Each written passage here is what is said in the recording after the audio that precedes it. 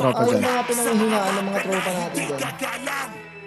Ano pang mahinang nila lang yung yung pinanghihinaan ng loob eh. Basta hindi naman tayo bibigyan ng pagsubok ng hindi natin yan kaya kasi dyan tayo sinusukat kung hanggang saan. Wow. Tibay ng dibdib natin. Diba? Tayo mga bilang lalaki. Yung pagsubok parang project lang ni Jesus yan eh. Kaya, Bilang isang Latino, sayan di nyo kayang tapatan. Mas mainit, mas matindi, di nyo kayang higitan. Talento ko'y naglilihap, mas lalo pang sumiklab.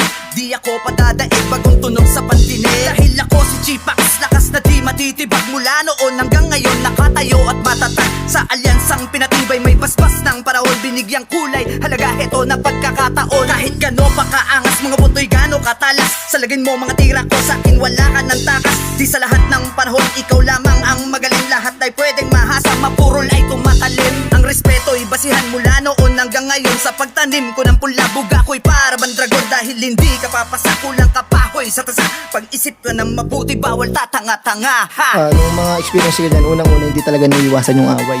Oo. Hindi may iwasan yun kasi ayun nga, bago ako mag-rap kasi may mga kalaban na ako ng daldalangan ng kapusukan. So kapag may mga event sa ako nga fiesta, doon lang kami nakanta eh. Pag mga fiesta may mga rap event, siyempre malimit lang kami mabigyan ng pagkakataon eh. Mabait sa mabait, wag mo lang akong aabusuin. Di kita pagpapalit, niga, sa akin ka lang dumikit.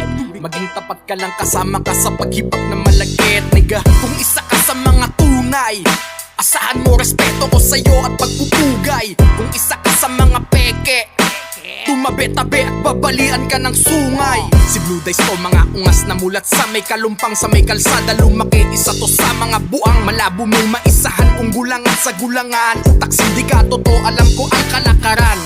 Kaya ngayon ikaw ay magmasid, yeah, at itikom ang iyong bibig. Subukan mo sa'kin na makinig, yeah, na matutunan dito magilid. Sa akin sa gangster rap, hindi naman na mawawala sa ano natin yun, sa culture natin yun. Totoo. Kasi ang gangster rap ginagawa natin yun para sa hood natin, para sa mga umis at para sa prinsipyo ng ipinaglalaban natin. Pero ang sa akin lang, kasi may mga fanbase din ng gangster rap. Totoo.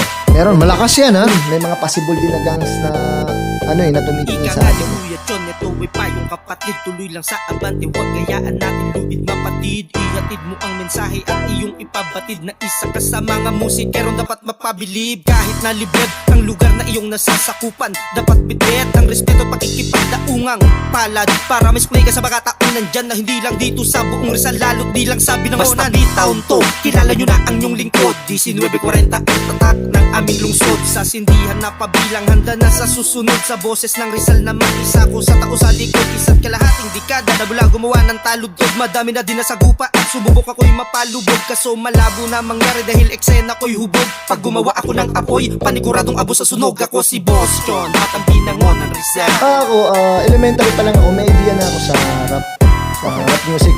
Kasi gawa nga ng mga seniority namin doon. Kasi may mga kuya-kuya kami doon na nag-rap din noon sila kaso wala silang sapat na connection. Kasi bihira lang ang studio noon eh. Oo, Diba? totoo. So kami nung mga bata kami, nung elementary ako, pag nagiinuman sila ron sa kanto namin, nakikinig sila ng mga rap music, yung mga old school na kanta. Mga kuya-kuya ko sila, madalas nandun lang ako, pinapanood ko yung ginagawa nila. Tapos hanggang yun nahilig na ako sa rap nga dahil sa kanila, sa pakikinig nila ng mga old school music.